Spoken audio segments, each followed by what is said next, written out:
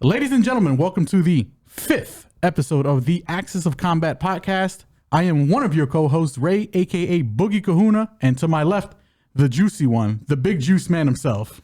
Hugo the boss, Hugo got next. You already know. And today, guys, we're going to be talking about UFC Vegas 71.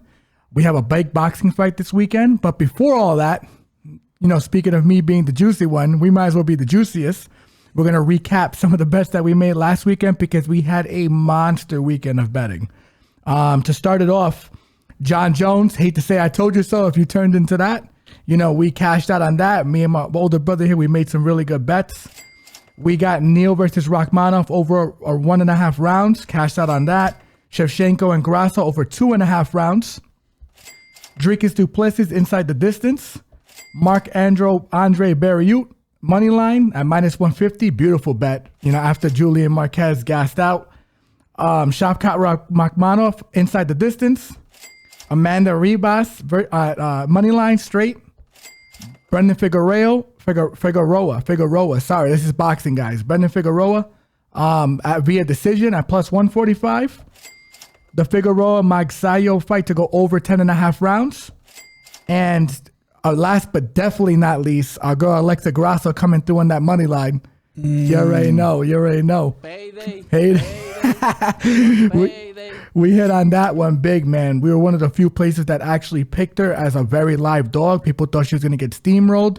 And, back to the John Jones fight, that was, nobody expected us to get him to steamroll Cyril that bad. No, not at all. But listen, like I told you guys, thought you forgot, the GOAT is back.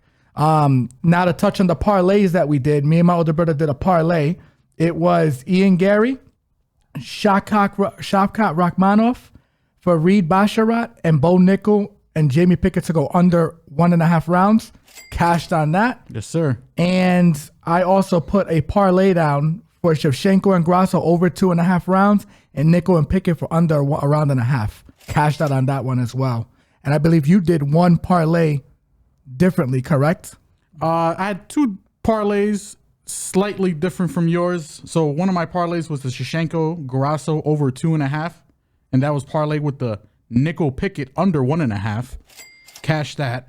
And my second parlay was the Neal Rachmanov to go over 1.5. And I parlayed that dangerously with the Garbrandt and Jones over 1.5.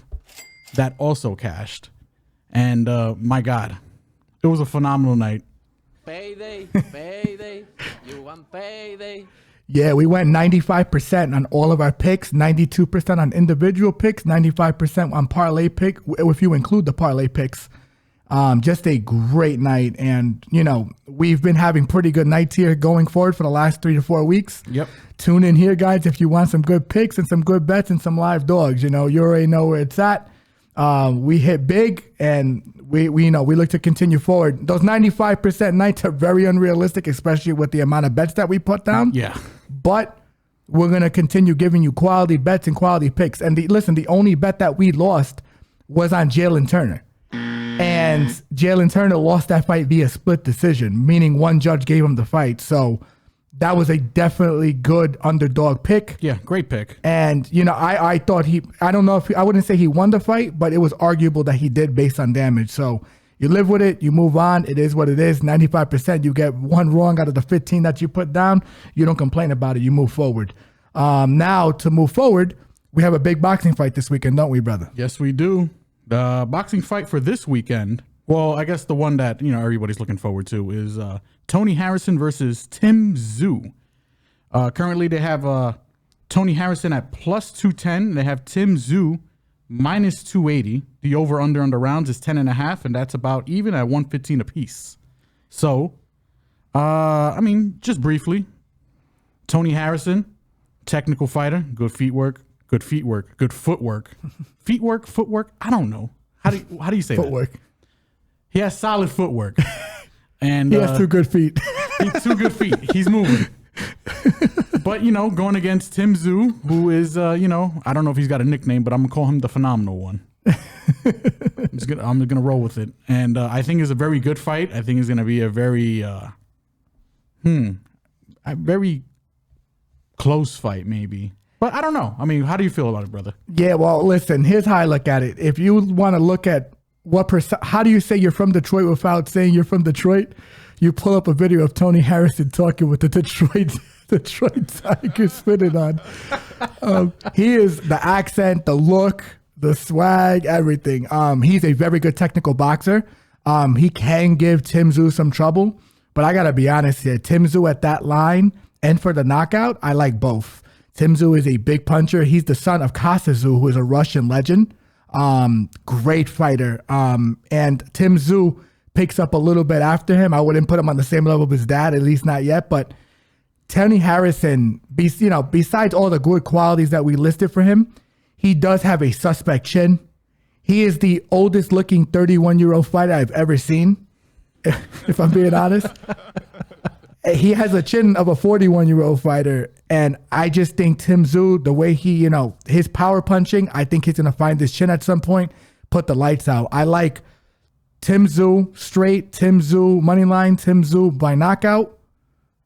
In this fight, I will not be touching the rounds here because Tony Harrison can give him some looks and essentially extend this fight, and he can get finished later in the fight. Mm-hmm. But I do like Tim Tszyu by knockout. I just don't know when because I do trust that Tony Harrison can survive past the 10.5 round mark. But listen, he won a fight against Charlo, which is very controversial. I thought Charlo did win that fight.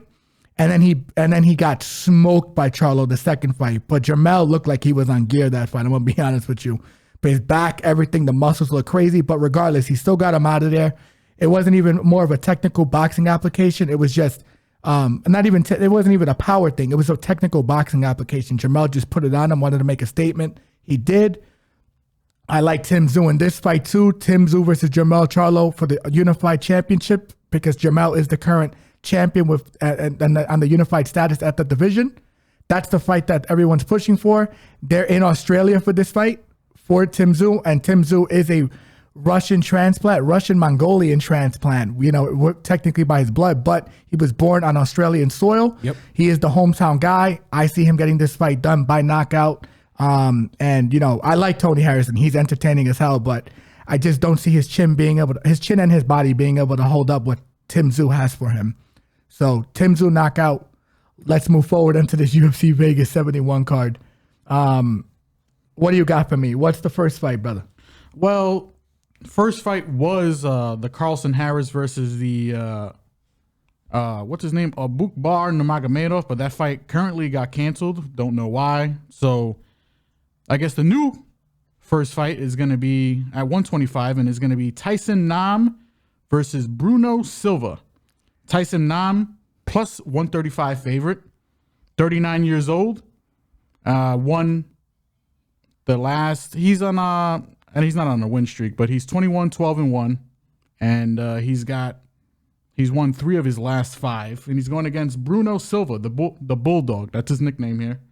Minus 165 favorite from Brazil, 32 years old, 2-fight win streak. He's 2-2-1 in his last 5, 12-5-2 overall. Don't know. What do you got here, brother? Yeah, well, listen, Tyson Nam is 39 years old. This is what I see. These are the variables I see in this fight, guys. Tyson Nam is 39 years old. Literally just sits back and is a counterpuncher, kind of waits. He doesn't throw a lot of volume, kind of waits for that perfect shot. And listen, he can't crack because I think the last 3 times he dropped somebody, he did finish the fight. Yep. Right off the bat, I'm just going to say I like Bruno Silva in this fight. Bruno Silva is the better overall fighter. He's, I believe you referred to him as Dollar Store Patricio. He's the Dollar Store Pitbull. He's a Dollar Store Pitbull.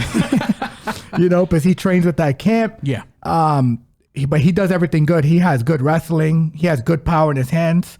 I think he's the better all-around fighter. I think he is the better minute winner in this fight. Because he will be able to control Tyson Nam on the floor. And if Tyson Nam doesn't land that big shot, that's all she wrote. I like Bruno Silva in this fight. I'll let you guys know if I'm gonna bet this fight because it is still kind of low level. Even though these guys do have some experience. My lean is definitely Bruno Silva. I'm tempted to put a bet on him at minus 190 right now straight. I think that's fair, but we'll see. I'll let you guys know come fight time or in the next 1 or 2 days whether or not, we decide to move in a certain direction. But regardless, on to the next fight. Well, next fight. So 135 here. We got Tony Gravely versus Victor Henry. Tony Gravely, 23-8-0, 31 years old. He's won 3 out of his last 5. And he's going against Victor Henry here, who is 22-6, minus 145 favored here. 35 years old. This one is pretty much wrestler versus jiu-jitsu, maybe? I don't know. What do you got for me here, brother? Nah, man. I mean, I think, Victor Henry, the opposite of hardcore Henry, just in that first fight, he had his UFC debut. I forgot who it was against. I think it was like Ronnie Barcelos, if I'm correct. And he shocked everyone, had the performance of his life. Ever since then, he has not been that fighter. He has been a habitual line stepper. He has been someone that you cannot trust with your hard-earned money. And I think he does present a lot of issues for Tony, but Tony presents a lot of issues for him. Gravely's a good grappler, really good with the wrestling, really good with control time. I kind of like Tony Gravely as a dog shot here. I kind of do. I will say, I think Tony is I think Tony is definitely live here. I mean, it's pretty much a pick 'em. It's plus 115, minus 115. I just don't trust Victor Henry, even though I think he's possibly the better all-around fighter. But I just think he just makes bad fight decisions, and he just hasn't been up to the same level that he showed in that Ronnie Barcelos fight. I kind of like Tony Gravely here as a dog shot, but once again, this is I don't want to say it's very low-level MMA, because this is a little bit higher level than the previous fight, but this is a fight that I will definitely be letting you guys know how I feel bet-wise come bet time, but my lean is definitely Tony Gravely. I think he just can win minutes in this fight, and Victor Henry hasn't really shown it to me. Victor Henry can definitely win this fight too. That's why it is a pick'em, but my lean here is Tony Gravely, I think at plus money, because Victor Henry is just, I can't trust someone who makes bad fight IQ decisions with my money. It's just what it is. But anyway, yeah, Tony Gravely, my lean. Moving on. Well, next fight here, it's at women's flyweight, and it's JJ Aldrich versus Ariane Lipski. Ariane? How do you say her name? Ariane Lipski. So we got JJ Aldrich here. She's 11-5. She's won 3 out of her last 5. Minus 240 favored here. 30 years old, going against the Queen of Violence. I mean, that's debatable. She might have to change her nickname, but 14-8. She's lost 3 out of her last 5. She's a plus 200 underdog from Brazil, 29 years old. Aldrich arguably gave Blanchfield her best challenge yet, arguably, and Lipski arguably gave Mandy Baum her best challenge yet. Yikes! What do you got from here? What do you got from me, brother? Well, listen, I want to start it off very upfront. Ariane Lipski, fine as hell. Like, ooh, smoke show. She is complete smoke show. Queen of Violence, not in the UFC. She's got really good kickboxing. On an offensive basis, she doesn't really use it defensively. She doesn't really have great defensive, or rather, make great defensive decisions. I definitely don't like her in this fight. I'm gonna be honest with you. I haven't liked her in a while because I just think she hasn't really worked to really shore up her grappling game, and she really gets exposed in the grappling exchanges. Now on the other side, I was thinking, okay, who's fighting against her? Maybe I'll make a bet. But it's JJ Aldrich, and if you thought I was gonna put my money on JJ Aldrich, stupid, I'm not gonna let you get the chance. I am definitely not laid minus 300 juice on JJ Aldrich. If there's anything that historically UFC odds have taught you, betting on low levels women's MMA with 2 women who are not ranked, it's dangerous territory. Listen, Ariane Lipski can definitely knock this girl out if she catches her with a good head kick or if she catches her with a good strike. She hits pretty hard. But JJ, she gave Erin Blanchfield her best test, but JJ is not really, and under any circumstance, should be a minus 300 on the UFC level. I'm sorry. I just think this is a very scary fight to bet on because it could end in finish, but it could be a boring decision. It could be JJ hugging it out, or it could be Lipski head kicking her. You know, there's just too many variables for this fight. This fight is definitely a pass for me. Maybe a live bet fight if it looks somewhat reasonable in terms of like what's happening in the fight, and you can decisively see someone's controlling the fight, like particularly if JJ's controlling on the floor, or if Ariana's up around on her and you think JJ has a reasonable chance to like properly shoot a takedown on this girl or control her against the fence. But yeah, this fight's a strong pass to me. This is very low level women's MMA, and I will definitely not be, putting any kind of my hard-earned money on this fight. So unless you got something for me, we could definitely move on from this. We could definitely move on from this. Absolutely. So the next fight we got on the prelims is another bantamweight fight. Mario Bautista versus Guido Cannetti. Mario Bautista, who's won 4 out of his last 5, minus 900, probably more. He's a super big favorite. 29 years old, going against Guido the Ninja Cannetti. Big dog, as you know, if you're going to go against a big favorite, you're going to have to be a big dog. He's plus 600. I got him here. Probably not. Probably more, probably less. 43 years old. 2-fight win streak, though. But he has lost 3 out of his last 5. What do you got for me here, brother? Well, listen, Mario Bautista's a hammer. God, I never like to say minus 900 is good odds. Like fair odds rather. But in this fight, I feel like they are because he is as good as they advertise him. He's good everywhere. He has a good sub game, good wrestling, good striking, everything. He's just a complete fighter. And I think I don't want to say I think this is a showcase fight, but it arguably is, especially against a 43-year-old Guido Cannetti. Yeah, he's won his last 2 fights, but they were against Randy Costa and Chris Montino. Yeah. Chris Montino. And guess what? I'm not impressed by your performance. I'm definitely not impressed with that Chris Montino performance. That dude is a walking punching bag. Didn't belong in the UFC. Only was in the UFC to fill in last minute for that Sugar Sean O'Malley fight. When you beat up a guy like that, it doesn't say a lot about you. You don't learn a lot. If Chris would have given him some adverse, and not even, there was nothing to learn about that fight. Randy Costa, very low level. Yeah, I definitely like Bautista to finish in this fight, especially against a 40-year-old chin of Guido Cannetti. However, I got to look at the odds because I think last time I checked, the odds were so juiced everywhere. It's very hard to bet this fight. But Mario Bautista, I believe, to finish is definitely the play in this fight. I like that. I like that a lot, actually. I think he gets this old man out of there, And so, and all due respect to Guido Cannetti, I like him, But it is what it is. Plus, look, the lines are not even up for this fight. All right, listen. How crazy is that? I like him to finish, guys. If that prop comes up, hopefully it's not super juiced. It probably will be. Yeah, unfortunately, there's a lot of missing lines on a lot of these fights currently. Don't know why. Usually they're up by now, by the time we start recording, but they're not here, so we can only give you what we got. Yeah, it's rough. It's definitely rough, but to bet on this straight is definitely rough. But we'll see what the lines open up as, and just follow us on social media, and we'll definitely be releasing our picks as they go. And on to the next fight. Well, next fight on the prelims here, we have. It's a middleweight bout, 185. I can't even pronounce this guy's name. It's Josh Fremd versus newcomer Sedriques Dumas. I think that's how you say his name. Well, Sedriques Dumas, the Reaper over here. 7-0, 5-fight win streak. Well, 7-fight win streak if he's undefeated. Slight favorite here.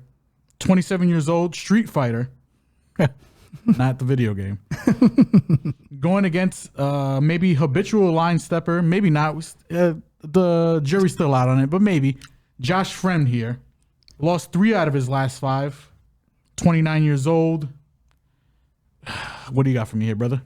Well, look, this Sadiq, I can't pronounce his name. We're just going to call him Dumas. Who?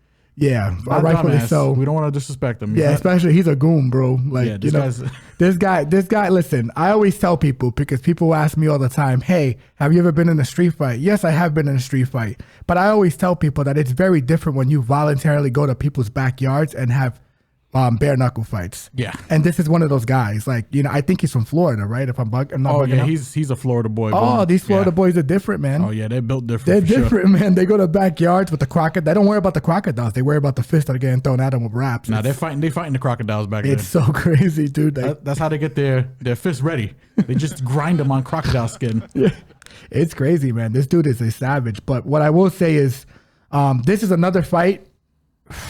I feel like Dumas should win this fight because he does have decent takedown defense. He hits extremely hard. He is very big. However, Josh Fremd has fought the better caliber of competition and does have the wrestling in his back pocket. However, and now with that said, you know, okay, maybe I would pick Josh Fremd, right? However, when you get choked out by Trayshawn Gore, man, Stupid. I'm not gonna let you get the chance. you ain't getting the chance at my money, big boy. You know what I'm saying? Like, I just, you know, he's a big guy for middleweight as well. Long reach, can grapple, but I just feel like this is a scary fight to bet on, man. Yeah. It's a very scary fight to bet on. Josh should win. He's the better overall fighter. Yeah, But and- the better competition. But do you trust him? Like, you know, I don't trust this man with my money. It's tough. It's tough because this is Dumas's Debut. first of all, his debut. Second of all, this is probably the best opponent he's ever faced. Yeah. And you know, he's undefeated, but considering who he's fought, this is a very scary fight. This might be a stay away fight. Don't know. Yeah. It's you know, It's tough. it's tough to bet this fight. And there's not a line open on this one either, which is a little frustrating. But Of course. we don't have odds Sorry. right now. But, Sorry, audience. Sorry. And trust me, this is a Wednesday night, guys. Not even a Wednesday night. This is a Wednesday. Yeah. And we're giving you, you know, as up to date as we can. But this is a little crazy because I don't know why nothing's available right now, which is it's a little weird. But yeah, you know, Josh Fremd, can't trust him with my money, and Dumas, newcomer, so he's not even proven. You know, if I had a lean, would you have a lean? God. And I don't know, because if you ask me 5 minutes from now, my lean might change. It's crazy. Yeah, that's how I feel about it too. Yeah. Like, if I really think about it, Josh Fremd should win this fight, but Dumas can assuredly knock him out. Yeah. Assuredly. Yeah. So, you know, and by the way, suspect chin with Josh Fremd. You Yeah. know, like, he gets touched, man. You know, and but he has power too. That's the thing. It's weird. But he's just, both of these guys, this is a prove it fight for me. Yeah. And what I tell you guys about prove it fights, stay away from them. Don't bet them, you know. But listen, as the lines come out, you know, we'll find some more money for you guys. So if there's like an under 2.5 prop, I'll probably bet that, because I think someone's definitely getting nuked in this fight. Yeah.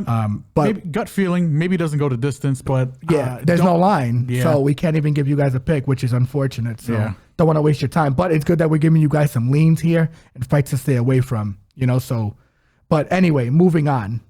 Well, we got another fight here at 135. Next fight here is Raphael Assuncao versus Davey Grant.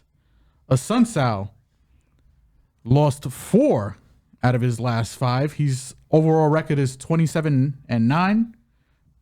Slight underdog here from Brazil, 40 years old, going against Davey Grant, 12-6 overall. Won the last 3 out of his 5. 37 years old, so he's not really a spring chicken either, but kind of coming into his own lately. Slight favorite. Nicknamed the dangerous one, or just dangerous. What do you got for me, brother? Well, listen, Assuncao's 40 years old. His last couple of fights, he's had some knockout losses. He won a decision against Victor Henry, but the last 3 fights before that he actually lost, actually 3 of his last 4, he got stopped. Yes. Corey Sandhagen is his one decision in his last 4 losses, Yes, sir. right? Now, the difference between Cody Sandhagen, Cody Garbrandt, Marlon Moraes, and Ricky Simone, who are the other 3 guys that beat him, those guys are pressure fighters. And I guess we're starting to see now that since Assuncao's up in age, he is essentially more hittable. He is essentially getting caught by these guys, and he is essentially under fire. Now he's lost against hammers, guys in the top 15, and then Cody Garbrandt, who's a former champion. However, in those fights, those were guys who pushed the pace, made it nasty, did a lot of that. And now, where do I see, those attributes with? Who? His opponent, Davey Grant. And Davey Grant, not only is he a pressure fighter who throws big looping shots with power and bad intentions, he is going to be the bigger guy in there. Davey has a pretty good chin, very hard to finish. This guy went to two wars essentially with Marlon Chito Vera. Yep. And beat Marlon in one of those fights, which is crazy via decision. This guy throws heavy shots, walks forward. I like Davey Grant to finish this fight. I do. I think Assuncao is, even though he has a way of like luring you into a slow fight and controlling the pace of it, I don't see him doing that against Davey because I think Davey is a disrespectful lad, and he's essentially going to go in there, throw big shots, not respect him. That's my prediction for the fight. Assuncao could slow it down, but even then, I still could see Davey Grant pulling it out and catching him with a big shot somewhere in between the fight. I like Davey Grant to finish in this fight. I really do. I think that's the bet I'm gonna lay. If I had to lean what I'm gonna do, I think that's the bet I'm gonna lay. So I think Davey Grant to finish. So Yeah, it's one of those interesting fights because the way I see it playing out, I can see it going over like a round and a half. Yeah. But also finishing under. Yep. So it's strange. I do agree with you. I think Grant is the side here. I don't think Assuncao deals well with pressure. And I think Davey Grant's gonna put the pressure on him. Yep. And listen, I would and to your point, yeah, I think a better bet would be over a round and a half. But it's juiced. It probably is. It's like, if we even have the line. Yeah, this one we actually do have the line, which is hilarious. Oh, nice. Over 2.5 is minus 185. So that means over a round and a half has got to be insane, which I'm Yeah. trying to find right now. So yeah, I don't like that. I don't like that bet. I like Davey Grant to finish and just pick a winner for this fight because he could stop him early. Like Cody Garbrandt. Marlon Moraes stopped him early. When did Ricky Simone stop him? Do you know? I could check for you real quick, actually. Yeah, but essentially the over a round and a half is juiced. But I like Davey Grant to get it done inside the distance. I do. I think Assuncao's 40. I think he has to start thinking about retirement. And listen, by the way, not to get at this guy. This is good because I think this is going to give you an appreciation for Raphael Assuncao. This guy is probably one of the best fighters ever to not win a championship. And he did not win a championship or even get a title shot because of his style. He kind of is slow paced, very calculated, but a very, very good technical fighter in his prime. BTJ Dillashaw, by the way. That's how good he is. And, it's not to get at him in his prime, I would definitely pick Assuncao, but as of this day and time at 40 years old, I will definitely be leading Davey Grant, the bigger, more powerful striker. I don't, Raphael Assuncao is definitely an all-time great not to win a belt or even contest for a title. And it's unfortunate that he never got the push to get a title shot or, within title reach, unfortunately. So, yeah, but Davey Grant, inside the distance, even though that hurts me very, very much. I got those stats for you. So Ricky Simone and Cody Garbrandt both finished him in the second round. That's crazy. Yeah. And if you go look at Davey Grant's recent finishes, he's got a ground and pound win against Smoke in the third round, and he beat Jonathan Martinez with an overhand left in the second round. That's crazy. And then even before that, beat Martin Day in the third round. Yeah, Jonathan Martinez, who's on this card as well too, which is and he's no joke. He's really good. So maybe Davey inside the distance. Maybe Davey inside the distance. Maybe Davey second round. Davey third round is probably where you want to, if you want something a little more juicy than just the regular. Absolutely. And now this next fight. Okay. Who? Horrible fighter. Horrible fighter. My God. Yeah, thank God Canelo said it twice because it's both of them. Even though I think Carl Williams is, I don't want to disrespect the boy too much, Yeah, hell, let me properly introduce this one. So we have Lukasz Brzeski versus Karl Williams. This is a big, low-level, sloppy, ugly heavyweight fight here. We got Lukasz Brzeski over here. Brzeski, the juicy one, but for all the wrong reasons. He's 2-1-2 in his last 5, 8-2-1 overall. Slight dog, 30 years old, going against Karl Williams, who slight favorite here, 7-1 overall, won 4 out of his last 5, 33 years old. I think he's making his UFC debut here, if I'm not mistaken.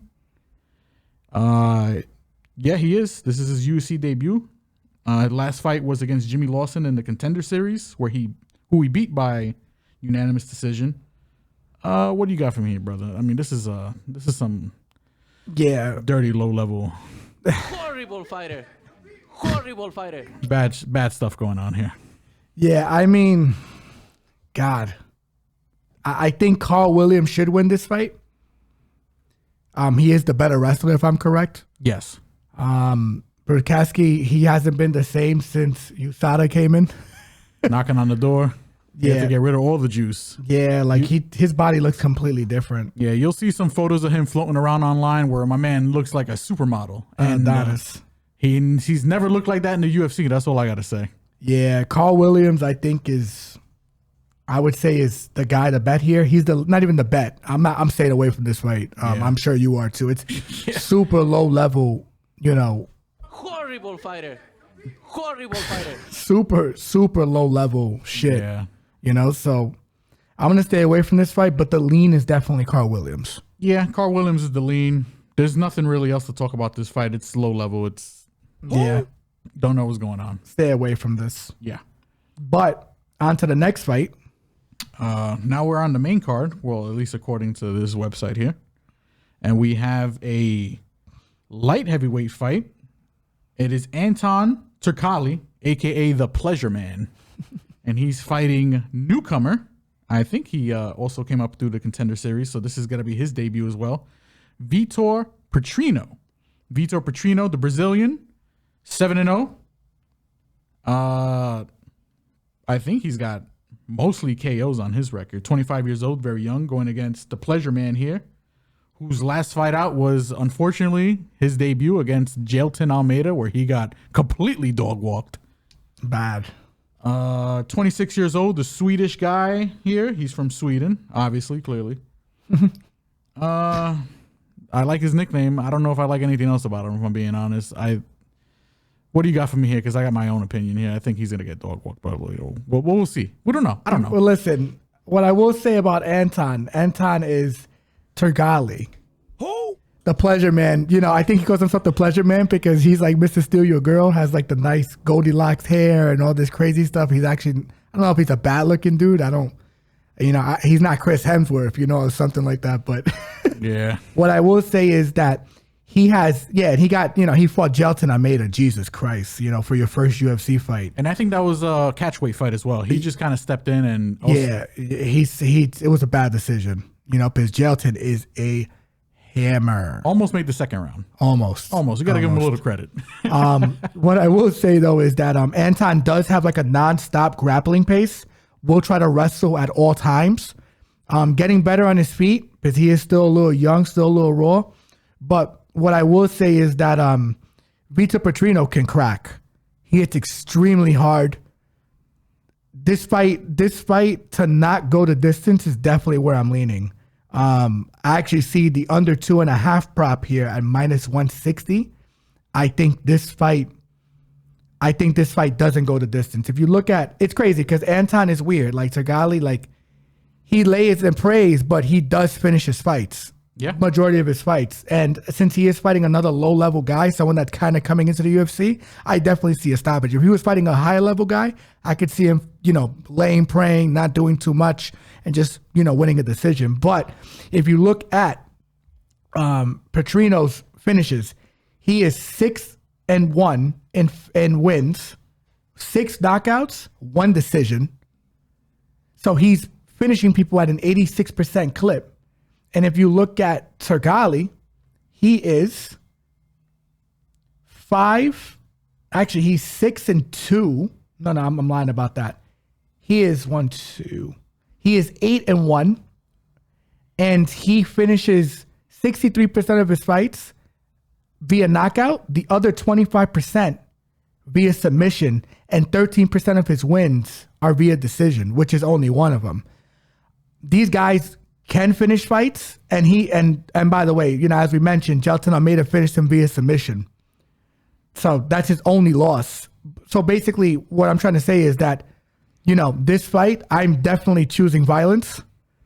People gonna bleed, it's gonna get cut open, and somebody might die. Somebody just might die in this fight.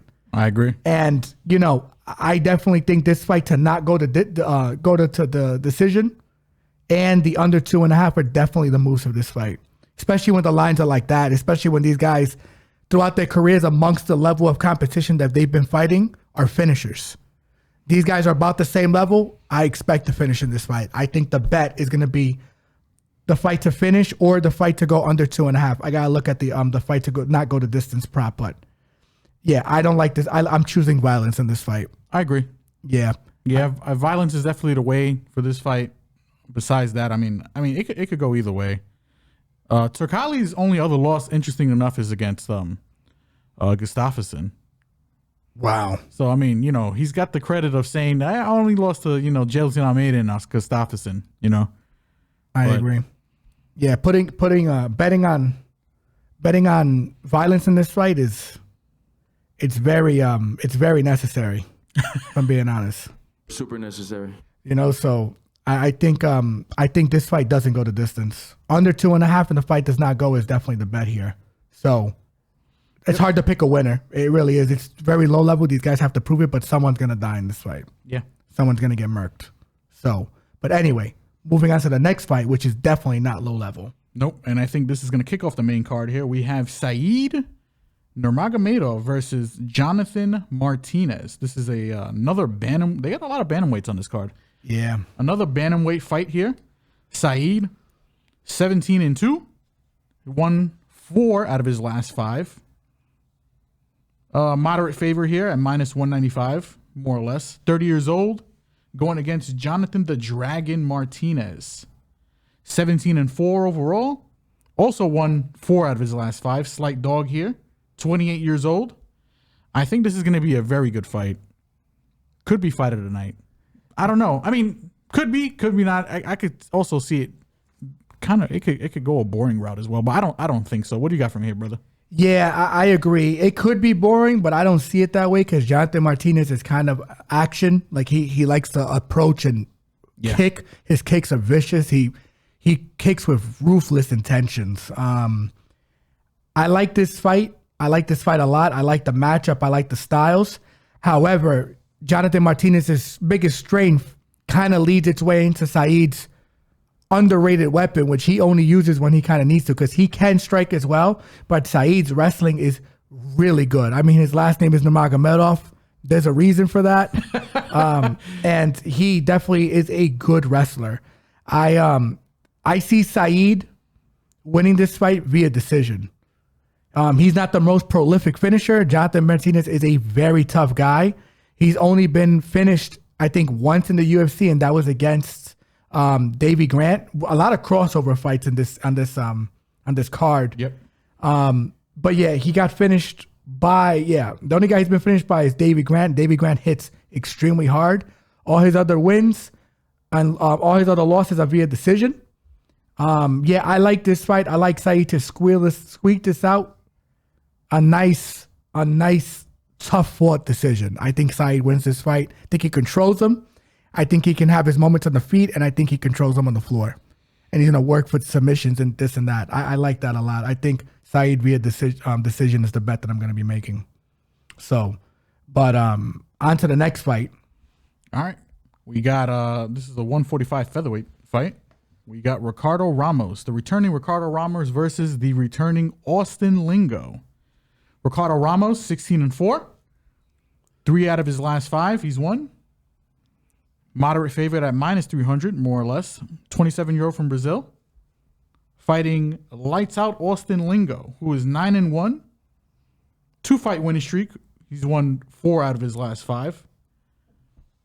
Decent sized dog here, 28 years old. I think this is another fight of the night candidate here. I think this is going to be a very good fight. Absolutely. Especially if these 2 young guys have progressed since they've been off. Well, it's going to be interesting to see how much they have stepped up overall.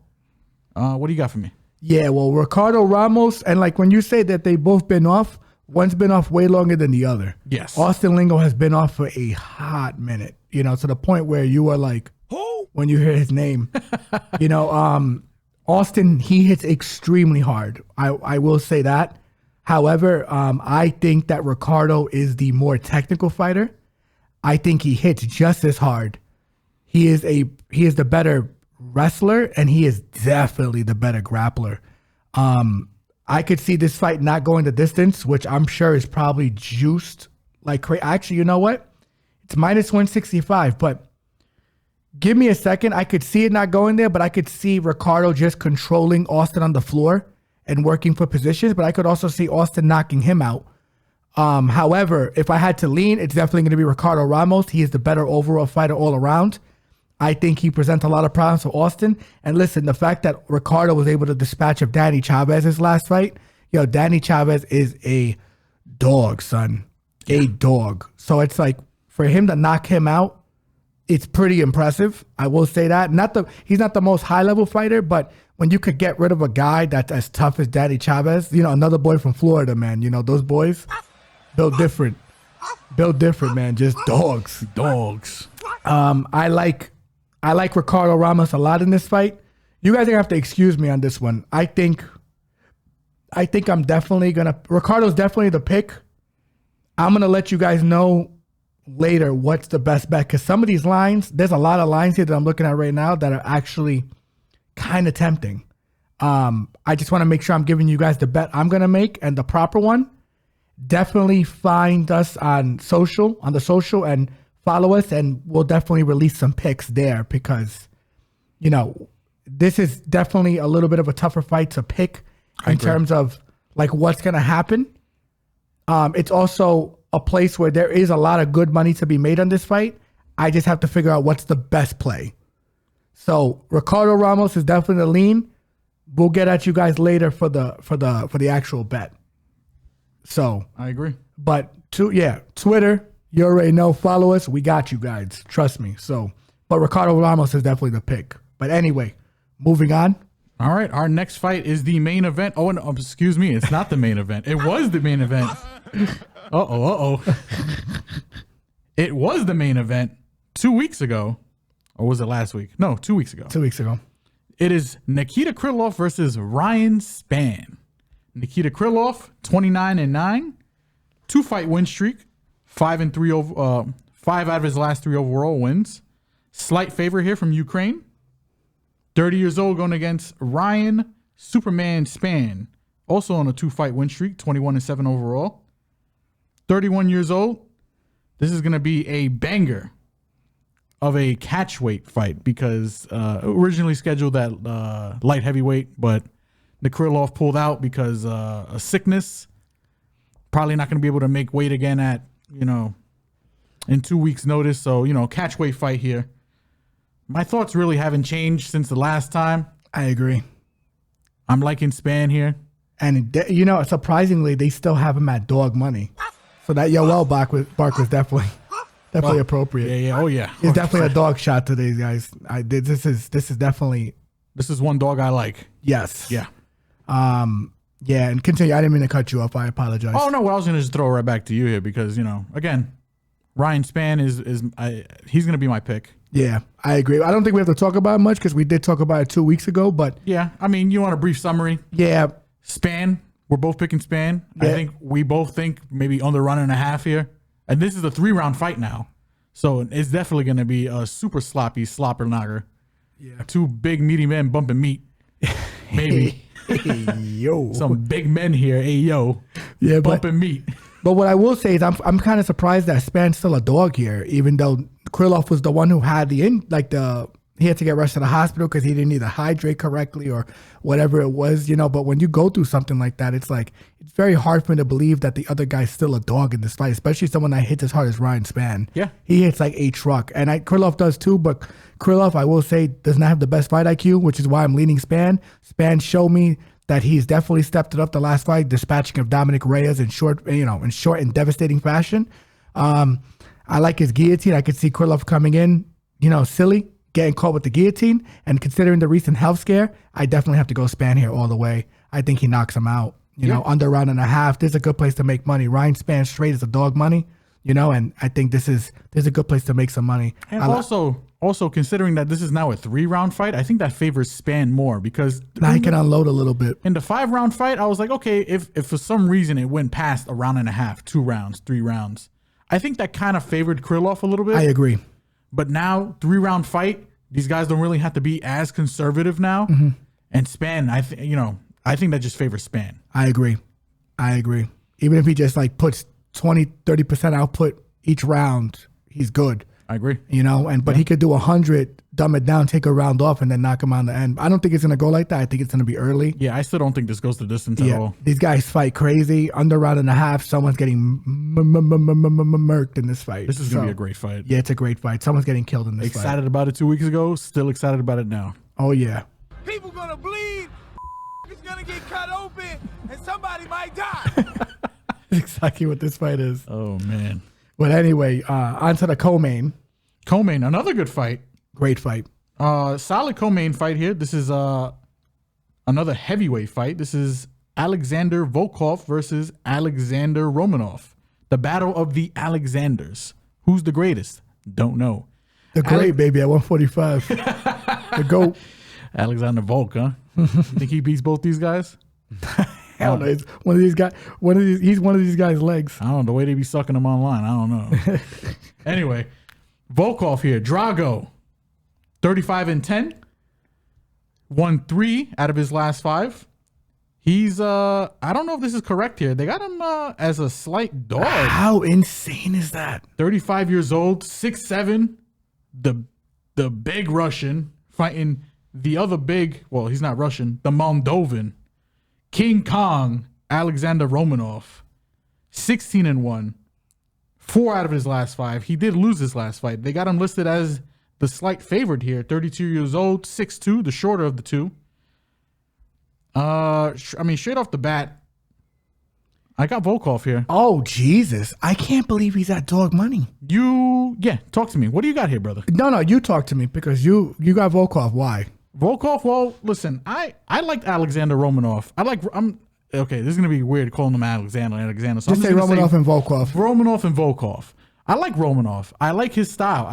He's one of the few wrestlers in the division that just likes to really get in there and, just do his thing, just ragdoll people, right? But his last fight against Marcin Tybura kind of got a little bit exposed. OD. And also Volkov in his last fight against Rosenstruck. Dispatched of him. Showing new wrinkles to his game, showing that he's not afraid. Yeah. Volkov, usually the more conservative guy. I think he wants another title run here. This is his title run. I think he wants it more. I think he's been showing newer, more things in his game. I don't know. I just like Volkov here. Yeah, I also think Volkov's the smarter fighter of the two.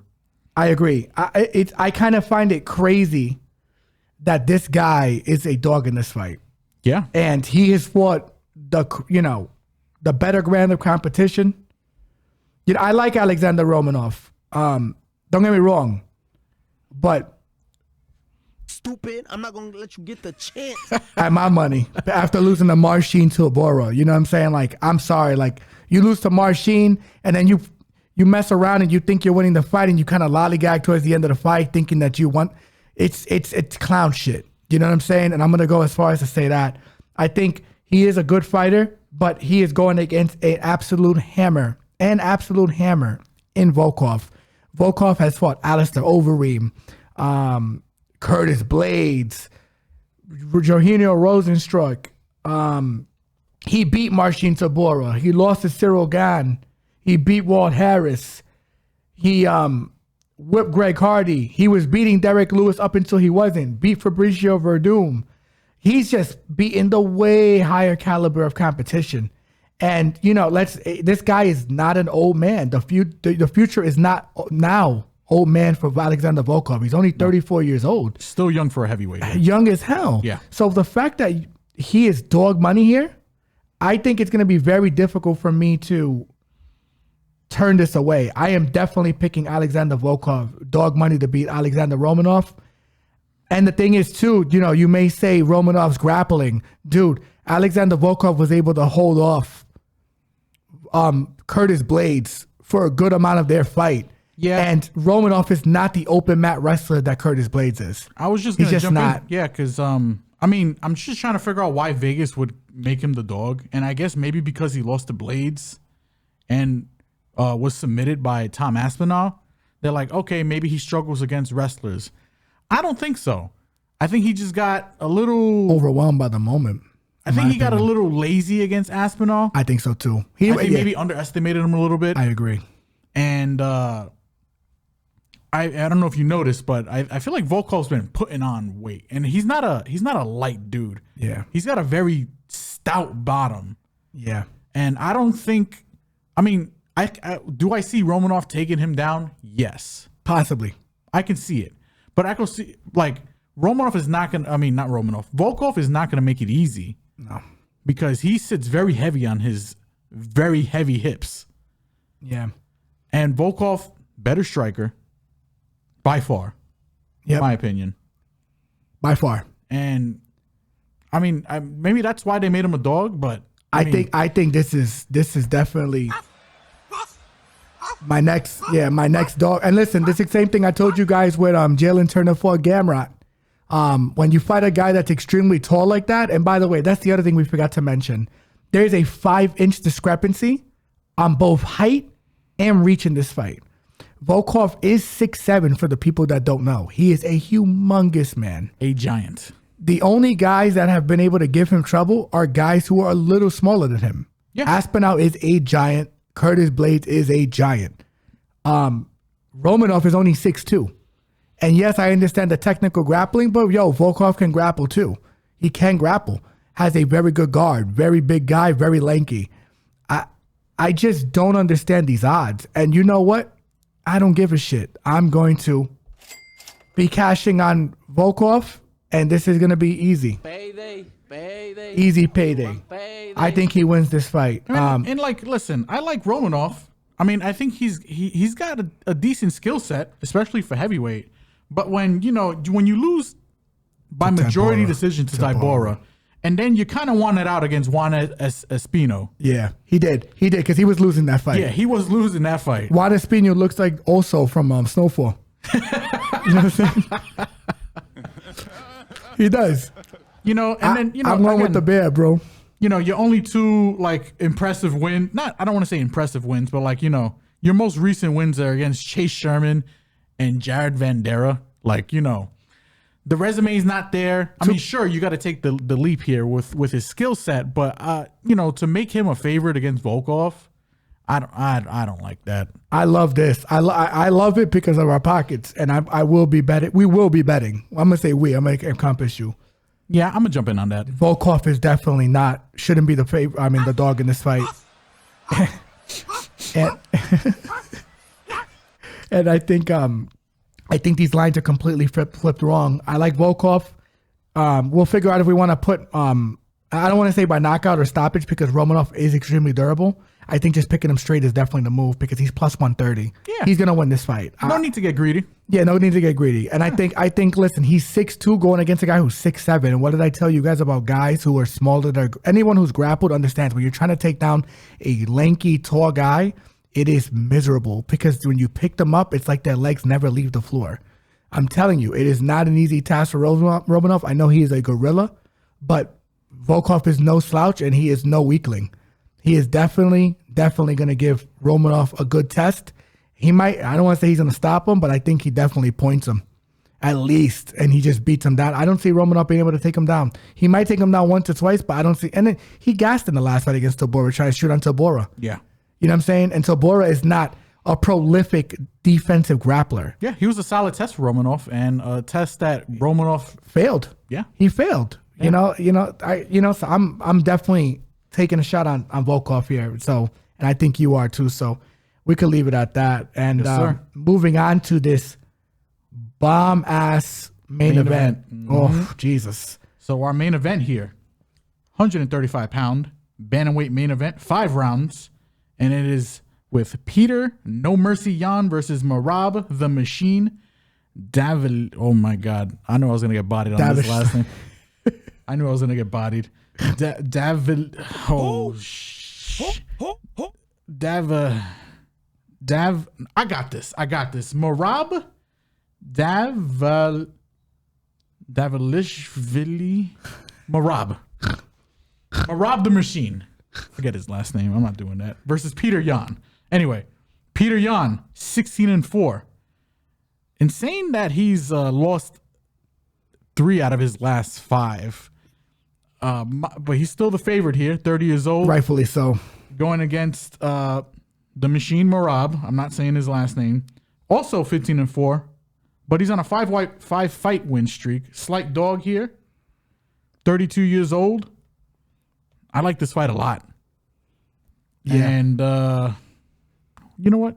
I'll kick it off to you first. Well, listen, Petr Yan is the rightful favorite in this fight, despite the loss streak. And here's why. He won the fight against Sean O'Malley. I'm gonna go on record and say that. I don't think Sean won that fight. I just don't. He lost to Aljo, but he was beating Aljo the first fight. Aljo made a slight adjustment when he exits from the tie clinch after a kick is caught, exposes his back. Aljo gets his back, takes him down, backpacks him for those rounds. Doesn't really commit a lot of damage, just controls him. Loses that fight, that's fine. He beats Corey Sandhagen definitively, outstrikes him, just bodies him up. When I tell you this guy is a hammer, like he hasn't had bad losses, you know? And this guy is literally an elite level boxer on the UFC level.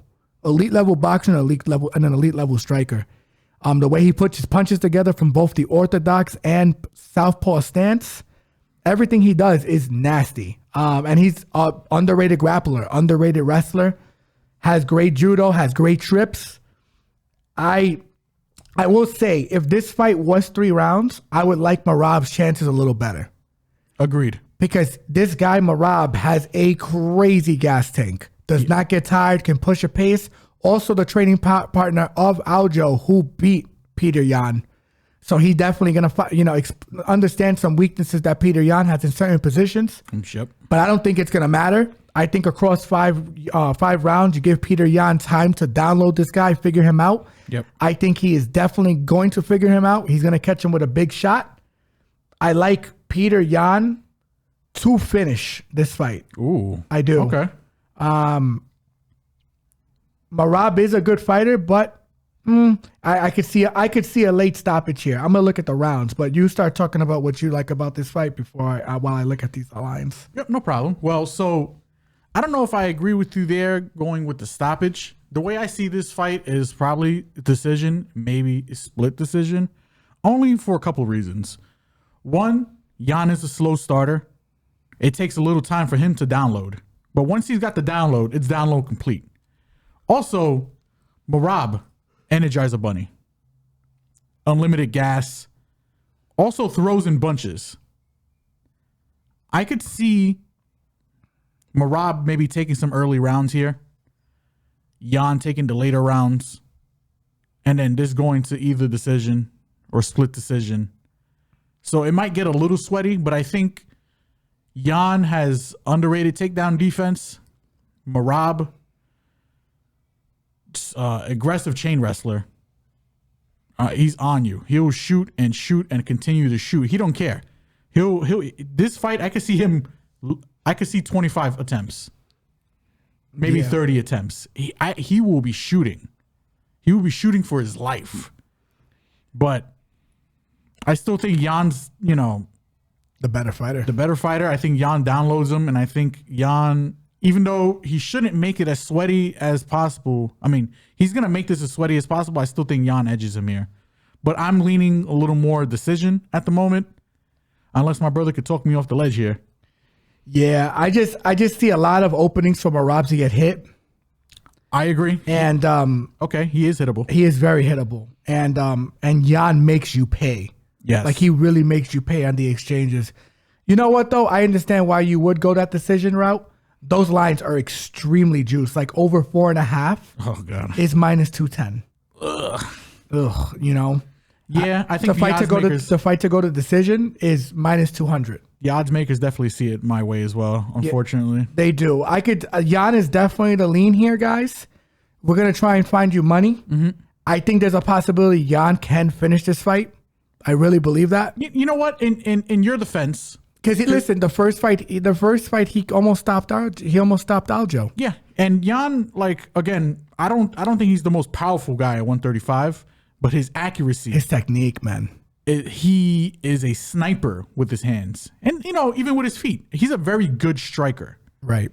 And again, he's like that. I mean, they're both kind of like these locomotives, right? Where Merab is like straight out the gate, 0 to 60. But Petr Yan, give him a little time, and and once he starts downloading you, download complete. He's also in the later rounds is going to be very tough. Merab is going to look a little rough because he is hittable, and Yan is a sniper. And when's the last time we've seen Merab do 5 rounds?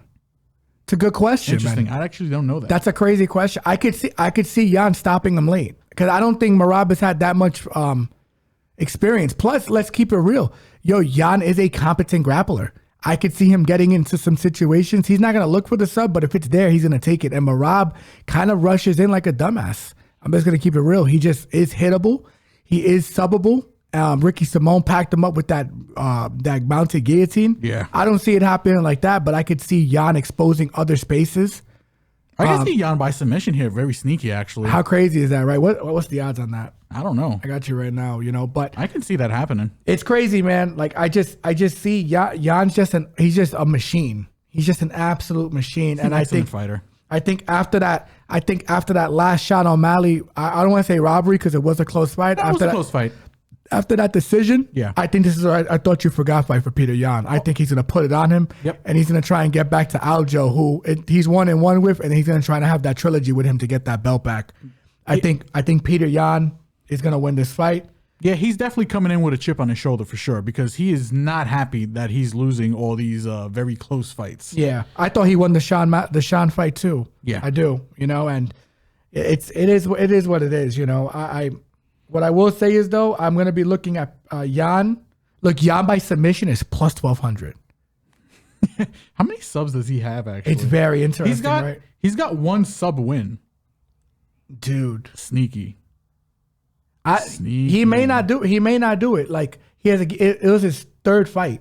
I mean, hey, man, this could be our first flyer, maybe. How crazy is that? Yeah. I wouldn't say it. I mean, listen, I'm just throwing stuff out there, but, I mean, it might be worth a flyer. I don't know. I would have to look a little more into it, I guess, because we're kind of just like, we're doing this off the cuff right now. Yeah, listen, this fight, like, you're going to have to follow us on social media because I'm going to be honest with you. Like, Petr Yan is not the most prolific finisher, but he is a pretty good finisher at an elite level, which is interesting. Finished Uriah Faber. He's a little older, so. Yeah. Finished Jose Aldo. He's also a little older. Aljo, that fight was going to get stopped. Yeah. Corey Sandhagen, if he wasn't a tough guy, would have gotten stopped in that fight. I mean, Merab's a bit of a dog too, but yeah, I can see Merab doing something a little sloppy, and he just doesn't come. Yeah, I mean, even Aldo took a round from Merab. True. And that's because he was able to connect and find him. Yeah. So I just don't see him getting away from Yan for that long.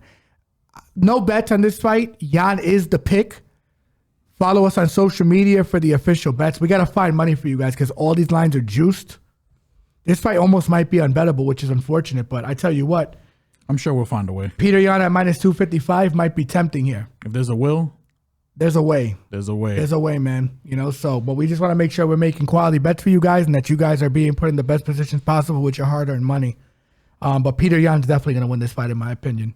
This is correct odds, by the way. He's minus 255. That makes a lot of sense.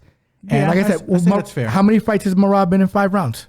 I think there's none. I don't think. I don't know. I don't know. Dude. I don't want to speak ignorant, but like not in the UFC. I haven't seen him in a 5 round. He hasn't fight. been in a 5-round fight. So it's like, to say that he, I know he's the machine, but he's, I think I mean, if I had to bet, I think he's got the gas tank to go 05. probably, but listen, but Aljo said he had a gas tank too, and look at him. That's true. All these guys say they have gas tanks, so they're actually in it. And I'm just going through it right now, guys, to, make sure. But no, and on a UFC level, I don't think he's been 5 rounds. he hasn't been 5 rounds. No. And has he been 5 rounds outside the UFC? I don't know. Yeah, I'm not even gonna look that far because half of these guys, I don't even recognize their names. Yeah. Yeah, no, we're good, man. We're good. I think Petr Yan to finish here might be a good bet. I really do, but not a bet. It's definitely a lean. Petr Yan's gonna win this fight. Follow us on social media, guys, and we will definitely let you guys know for sure what we're gonna do. But Petr Yan is definitely the pick here. So, but outside of that, I think that just about Wraps it up, right? Yes, sir. Well, we hope you guys enjoyed the show. Episode 5, you already know. You've seen the first 4. We even got to introduce ourselves again or reintroduce ourselves again. Blah, blah, blah, blah, blah, blah. But follow us on Twitter, Instagram, Facebook, and TikTok. And for everybody on YouTube, don't forget to like, comment, subscribe, hit that notification bell. Stay up to date. And for all you audio listeners, Apple, Spotify, and Google Podcast. Enjoy. Hope you guys really like the show. We're putting out our best picks. We won't be getting 95% picks. Hopefully we might do it again, but Hey, you never know. you never know. But, we appreciate you guys for listening. Please. And we hope that you guys appreciate the money that we're making you guys. So holla at you. Peace. Love you.